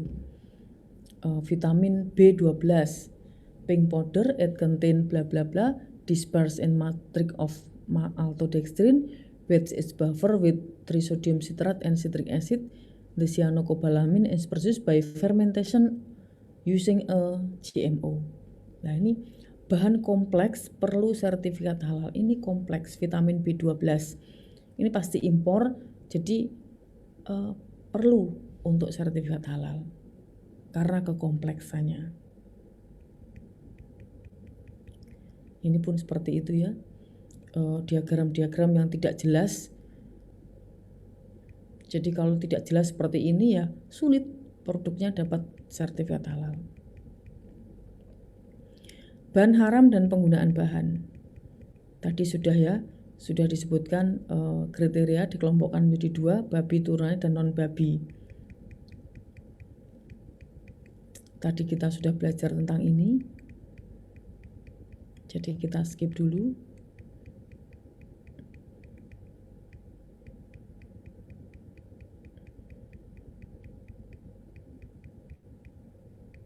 Nah, contoh persetujuan bahan. Kadang ada bahan baru atau bahan lama. Bahan baru itu kadang-kadang ini menggantikan bahan baku atau ingredient yang lama. Bahan boleh digunakan jika diproduksi pada masa berlakunya sertifikat. Nah, ini ada teknis-teknis seperti ini. Nah, seperti ini tuh kalau di tim manajemen halal perusahaan sudah harus tahu. Mesti ngapain ya, bahan lamanya, bahan existing, kemudian penggantian bahan baru harus dilaporkan kembali ke MUI dan sebagainya. Nah, itu bersifat teknis ya. Nah, ini juga gitu. Persetujuan bahan dan sebagainya. Ini bersifat teknis ya yang dipelajari pada saat training internal maupun eksternal. Nah, kaitannya sama perubahan bahan. Jadi di industri pangan itu merubah bahan baku itu sangat dimungkinkan.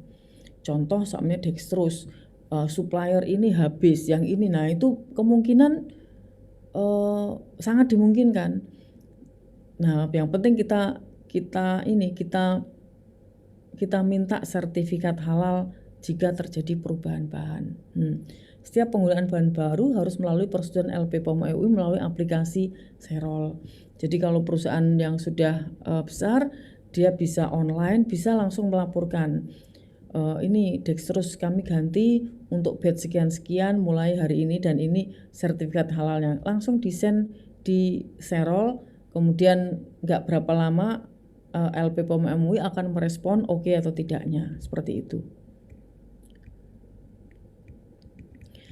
Nah, kriteria sistem jaminan halal yang kelima adalah produk. Produk merupakan produk yang didaftarkan untuk sertifikasi halal, baik produk akhir maupun produk antara atau intermediate ya.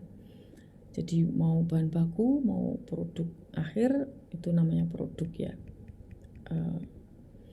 Contoh produk pada restoran. Restoran itu ada restoran halal ya. Kriteria produk, nama produk tidak boleh sembarangan ya, tidak boleh menggunakan sesuatu yang diarahkan pada haram. Karakteristik atau profil sensori produk tidak memiliki kecenderungan bau rasa yang mengarah pada produk haram. Salah satu syarat untuk produk ya.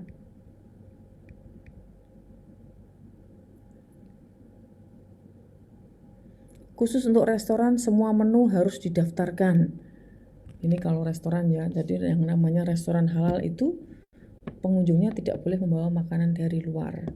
Jadi harus khusus dari produk restoran tersebut. Jika ada acara ulang tahun dan sebagainya itu seperti itu. Nah, ini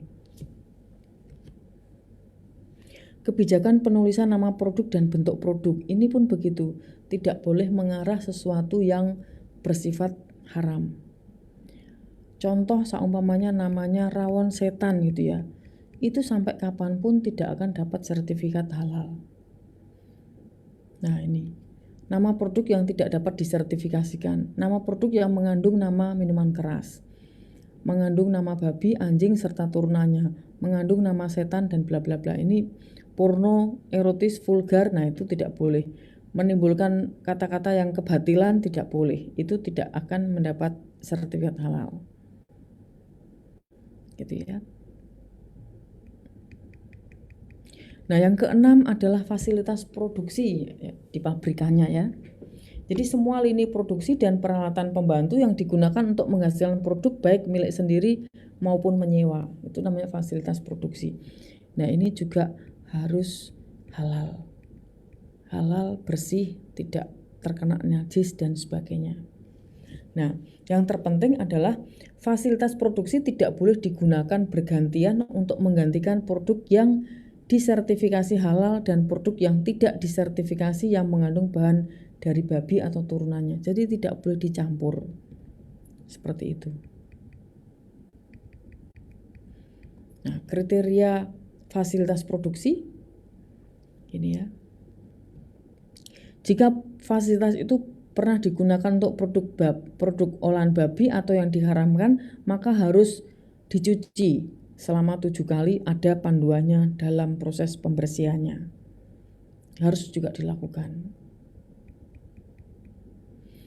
Fasilitas penyimpanan ya, prosedur sampling, fasilitas pencucian. Nah, ini juga tidak boleh tercampur. Jadi semuanya harus ini. Nah, ada istilah namanya sharing facility, penggunaan fasilitas bersama.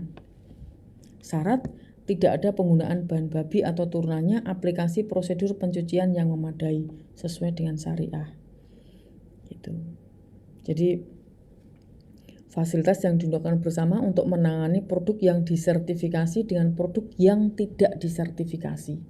Jadi sudah niat, produk ini tidak usah saya sertifikasi halal, boleh digunakan sharing facility, tapi syaratnya adalah seperti itu.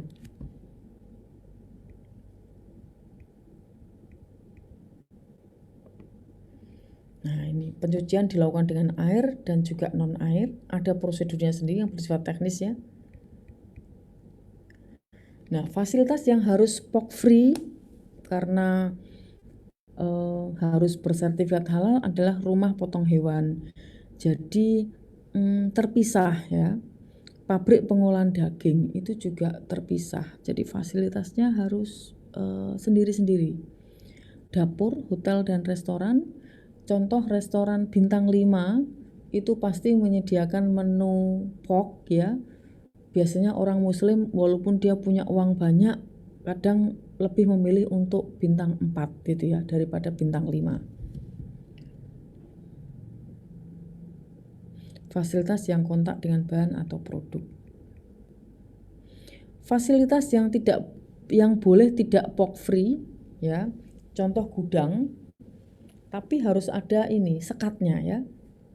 Sampling room, tapi tetap harus ada sekatnya. Transportasi produk terkemas, jadi produk yang sudah dikemas boleh menjadi satu gitu ya. Yang penting menjamin tidak ada kontaminasi antar produk tersebut. Oke, itu sampai yang ke-6 ya.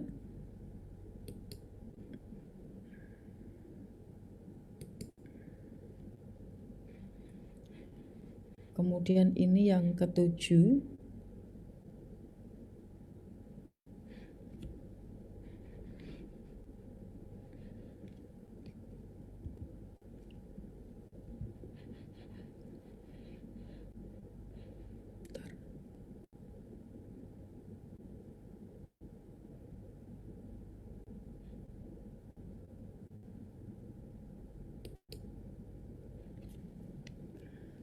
Oke, tadi sudah ke-6, ini ke-7, yaitu prosedur tertulis aktivitas kritis. Artinya seperangkat tata cara kerja yang dibakukan untuk mengendalikan aktivitas kritis terhadap halal.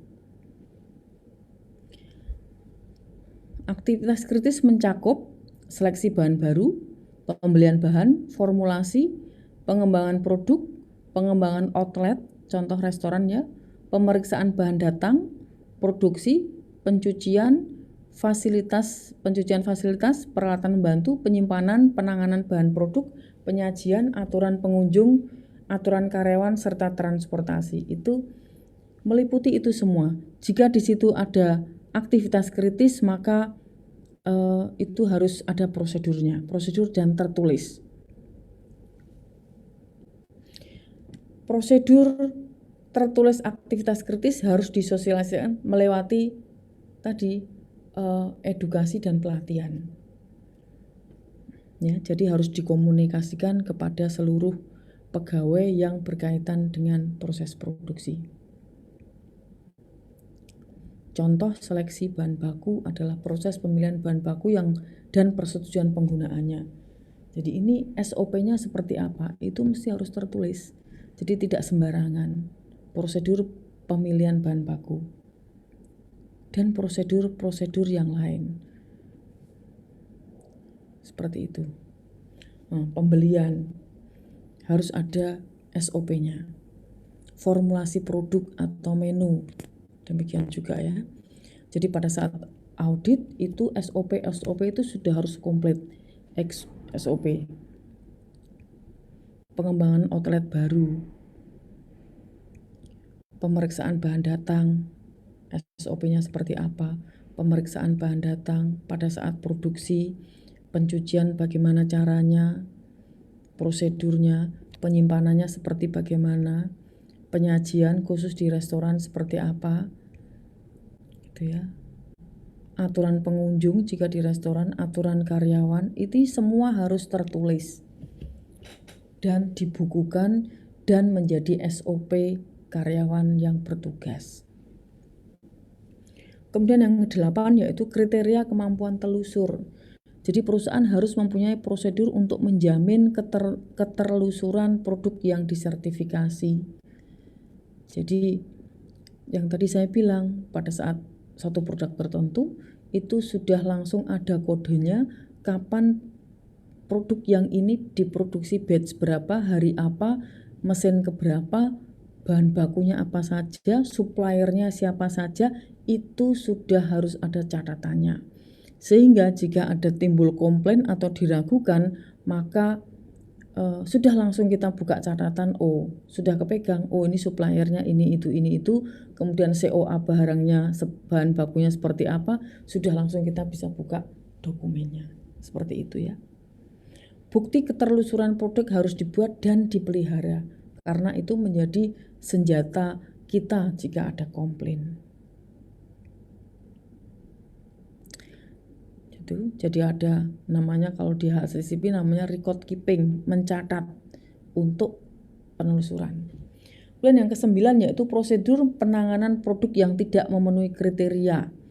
Jadi ini berupa SOP juga. Jika produk itu reject secara halal haram, maka produk itu mau diapain? Itu ada SOP-nya, gitu ya.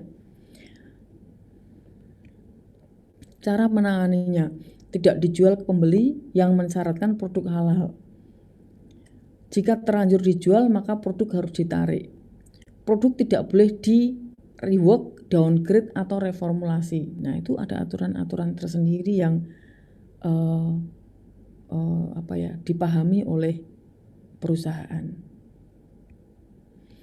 Yang ke-10 adalah audit internal. Verifikasi pemenuhan 11 kriteria harus diaudit oleh perusahaan itu sendiri secara internal. Jadi itu untuk menjaga bahwa manajemen sistem halal di perusahaan tersebut bisa dilakukan dengan baik. Kriteria audit internal dilakukan oleh tim manajemen ya, bisa 2 kali dalam setahun. Kemudian integrasinya dengan cara ini, sistem yang lain, seperti HACCP atau GMP bisa diintegrasikan. Kemudian itu menjadi catatan dan bisa dilaporkan di LP POM MUI secara berkala. Jika kita sudah melakukan audit internal, maka itu syarat untuk kita mendapatkan sertifikat halal manajemen grade A, sehingga auditor MUI itu tidak perlu mengaudit secara on-site, cukup on-desk gitu. Nah, yang 11 adalah kaji ulang manajemen. Jadi dikaji apakah pelaksanaan sistem jaminan halal itu yang selama setahun, 2 tahun itu apakah berlangsung dengan baik atau tidak. Perusahaan harus mempunyai prosedur tertulis untuk pelaksanaan kaji ulang. Jadi diaudit internal, eksternalnya seperti apa, kemudian jadi sistem itu di perusahaan itu berjalan dengan baik atau tidak. Itu ada penilaian-penilaiannya. Begitu ya. Baik, mungkin itu 11 tentang sistem jaminan, kriteria sistem jaminan halal yang harus dipenuhi oleh suatu perusahaan sehingga menjamin sertifikasi atau menjamin kehalalannya. Baik, apakah ada pertanyaan dari sini?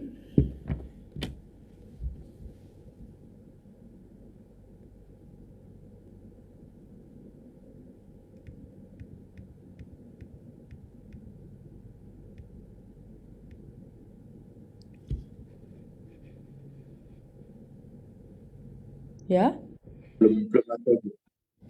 Sudah jelas semua ya? Iya, Bu.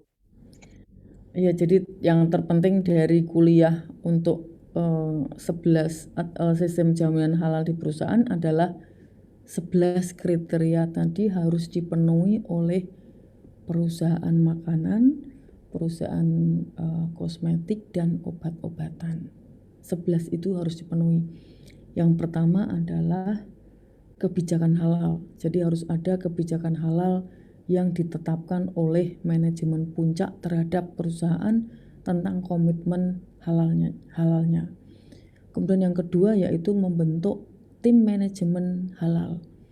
Tim manajemen halal itu terdiri dari kepala pabrik, kemudian bagian purchasing, kemudian kepala produksi, kemudian administrasi, yang berkaitan sama produksi bahan baku, kemudian produk dan sebagainya itu. Kemudian yang ketiga adalah pelatihan dan edukasi. Jadi tim manajemen harus melakukan pelatihan atau edukasi kepada seluruh karyawan perusahaan sehingga paham tentang kebijakan halal yang sudah ditetapkan oleh perusahaan dan mengedukasi mereka tentang sistem jaminan halal, meliputi pembelajaran tentang SOP yang berkaitan sama hal-hal proses ya. Kemudian yang keempat yaitu bahan. Nah, bahan ini adalah krusial karena harus mendapatkan sertifikat halal. Kalaupun tidak ada sertifikat halalnya, maka Anda harus punya dokumen pendukung yang meyakinkan bahwa produk tersebut halal. Tadi sudah disebutkan ya, dokumennya bisa COA, bisa hasil analisa, bisa proses produksi, macam-macam gitu ya, yang diminta oleh auditor biasanya. Kemudian yang kelima yaitu produk.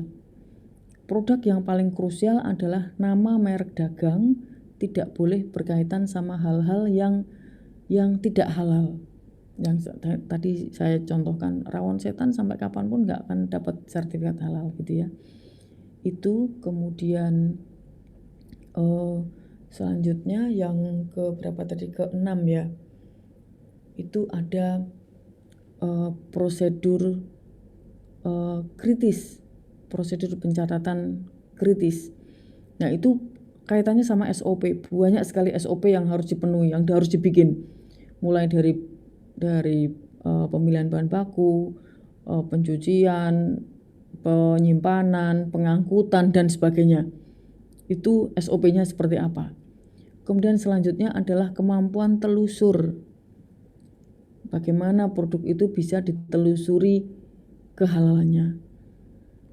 Kemudian selanjutnya apa tadi? Audit internal. Itu juga wajib dilakukan ya. Audit internal dilakukan minimal setahun sekali, yang dilakukan oleh tim manajemen yang terbentuk ke seluruh karyawan tentang sistem jaminan halal. Kemudian yang terakhir ke-11 yaitu kaji ulang tim manajemen. Apakah tim manajemen tersebut sudah melakukan tugasnya dengan baik atau tidak. Itu. Jika itu semua sudah dilakukan oleh perusahaan tersebut, maka kemudian dikaji oleh auditor MUI, oleh LPPOM MUI, maka selanjutnya untuk proses-proses pada saat mendaftarkan baru, pengembangan produk baru atau perpanjangan bisa dilakukan audit secara on desk, bukan lagi secara on site gitu ya. Itu. Dan satu hal penting yang bisa saya sampaikan adalah sertifikat halal itu sebetulnya sudah diwajibkan oleh pemerintah Indonesia mulai tahun peraturannya ditetapkan tahun 2019 dan itu bersifat wajib, tetapi punya kurun waktu sosialisasi biasanya 1 tahun dari pengumuman. Nah tahun 2020 sudah mulai diwajibkan untuk semuanya. Jadi jelas makanan halal yang mana, makanan yang tidak halal yang mana. Nah itu adalah wujud dari perlindungan pemerintah terhadap konsumen, seperti itu. Jadi mau tidak mau perusahaan makanan, perusahaan obat-obatan, perusahaan kosmetik itu berlomba-lomba untuk menyertakan sertifikat halalnya pada produknya jika memang diperuntukkan untuk produk massal, kecuali memang jika khusus ya, khusus untuk ini adalah produk khusus untuk atau produk khusus non halal, tidak masalah seperti itu. Kemudian apabila perusahaan itu mencantumkan sertifikat halal tetapi sebetulnya dia tidak punya sertifikatnya, itu akan dikenakan sanksi ya, baik sanksi dari LPPOM MUI sendiri maupun sanksi dari kepolisian. Seperti itu. Jadi jatuhnya adalah pasal penipuan, dan itu banyak sekali, apalagi di Jawa Timur ini yang namanya Polda itu sangat rajin untuk ini melihat bener nggak sih ini sudah bersertifikat halal. Kalau perlu langsung dikunjungi ke kantornya, dilihat kalau dia punya, karena sertifikat halal itu bisa diakses oleh siapapun. Produk ini mereknya ini diakses di LPPOM MUI, ada fitur untuk mengaksesnya. Jadi puluhan ribu produk itu bisa dilihat di situ. Kita sudah ketik mereknya ini, kalau tidak ada di situ, tapi produk itu tercantum nomor halal dan logo halalnya, maka bisa dikenai tindakan pidana karena jatuhnya melakukan penipuan. Begitu. Jadi ya sertifikat halal ini memang sebaiknya memang harus dipenuhi oleh perusahaan makanan, obat dan kosmetik supaya ini ya secara bisnis menjadi lebih lancar. Baik, saya kira sudah cukup untuk perkuliahannya. Kita ketemu lagi minggu depan di jam Senin waktu yang sama. Begitu ya. Terima kasih sebelumnya. Terima kasih Bu, selamat sore. Sore. Bu.